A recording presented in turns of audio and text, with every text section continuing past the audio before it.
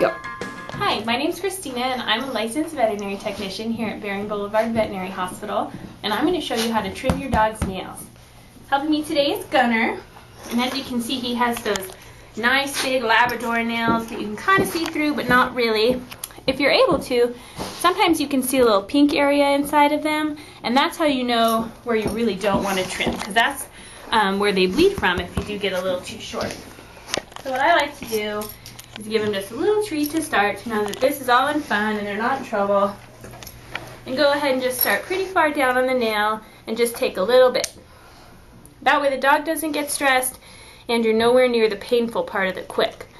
And then you can trim just a little bit farther, and as long as you don't see anything inside of the nail at the end that looks like a little soft pink piece of tissue, then you can go ahead and keep going.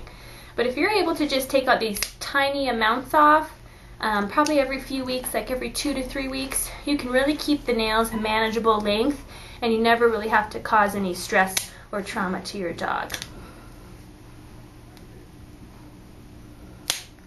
And just like that, all 4 little toes are trimmed. Then I'll give Gunner another little treat just so he knows that we're still friends and that wasn't a punishment. It's just a chore of having a pet. And then I'd like to let you know what you can do if you accidentally do get a little too close.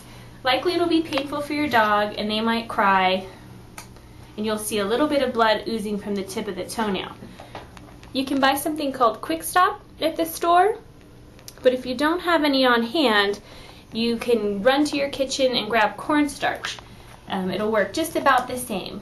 So what I like to do is get the tip of a Q-tip just a little bit wet in this, and then get a little Quick Stop or cornstarch on the tip of your Q-tip and just apply it to the nail. Just a little bit of pressure on the nail and it will help it to stop bleeding.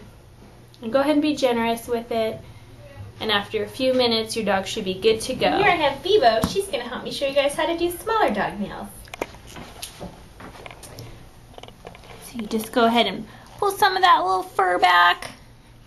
And just like before, take off just the tip of the nail. And if you do this every 2 to 3 weeks, you can just take little bits off and you don't end up having to take a whole lot off. You're nowhere near the quick, and you can just keep them a nice maintenance length. Combine that with going for long walks on the concrete and you'll have some nice manicured nails.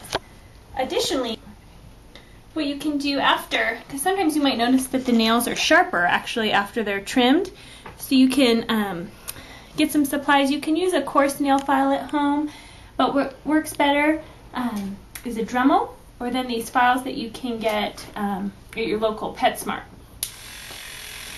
So as you can see, the Dremel can be a little traumatizing, but Bebo here doesn't mind it. So you just have to find out what works best for your dog. And you just want to stabilize the toenail itself so that it doesn't tug on your little pet friends.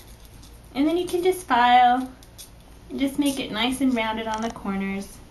And then it won't cut you when you guys are playing. And now I'm going to teach you how to trim the nails on your cat. Helping me today is Morrison.